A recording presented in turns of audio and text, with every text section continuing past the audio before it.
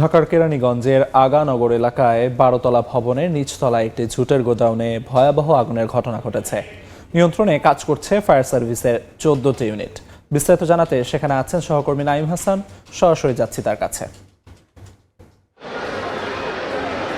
রাজধানীর কেরানীগঞ্জের বাবুবাজার ব্রিজ সংলগ্ন যে একটি বহুতল ভবনে অগ্নিকাণ্ডের ঘটনা ঘটেছে, এই আগুন কিন্তু এখনও নিয়ন্ত্রণে আনা সম্ভব হয়নি। আজ ভোর 5:30টায় ফায়ার সার্ভিস এই অগ্নিকাণ্ডের ঘটনার খবর পায়। এরপরে এখনও পর্যন্ত প্রায় 4.5 ঘন্টা অতিবাহিত হলেও এই আগুন নিয়ন্ত্রণে আনা সম্ভব হয়নি। ফায়ার সার্ভিসের থেকে দেওয়া তথ্য মতে এখনও পর্যন্ত এখানে প্রায় 14টি ইউনিট কাজ করছে। এছাড়া ফায়ার সার্ভিসের সঙ্গে সেনাবাহিনী, বিজিবি সদস্য, র্যাব সদস্যরাও যোগ হয়েছে এই আগুন নিয়ন্ত্রণে আনার জন্য।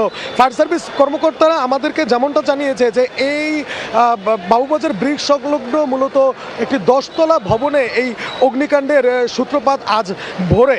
যেই ভবনে মূলত হচ্ছে নিচতলায় জাবালে নূর মার্কেট, এছাড়া বেসমেন্টে হচ্ছে জুট মিলের গোডাউন রয়েছে। এই জুটের গোডাউন থেকে এই আগুনের সূত্রপাত হয়েছে বলে জানিয়েছে ফায়ার সার্ভিসের কর্মকর্তারা। তারা জানিয়েছে যে এই যে ভবনটি রয়েছে এই ভবনের পাশে আরও 7টি ভবন রয়েছে। এই 7টি ভবনের সঙ্গে এই ভবনটি সহ 8টি ভবনের মাত্র একটি বেসমেন্ট ব্যবহার করা হয়েছে। এই একটি বেসমেন্টেই এই 8টি ভবনের বেসমেন্ট হিসেবে ব্যবহার করার কারণে মূলত হচ্ছে যে এখানে জুটের অনেক গোডাউন রয়েছে, সেখান থেকে এই আগুনের সূত্রপাত। তবে ফায়ার সার্ভিস কর্মকর্তারা কেন ওই 4.5 ঘন্টাও আগুন নিয়ন্ত্রণে আনতে পারেনি এর কারণ হিসেবে তারা বলেছেন যে ফায়ার সার্ভিস কর্মকর্তারা এই যে বেসমেন্টটি রয়েছে সেই বেসমেন্টে প্রবেশ করতে যথেষ্ট বেগ পোহাতে হচ্ছে।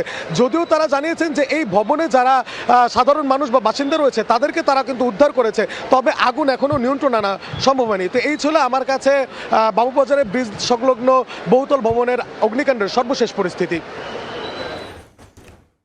সরাসরি যুক্ত ছিলাম ঢাকার কেরানীগঞ্জে।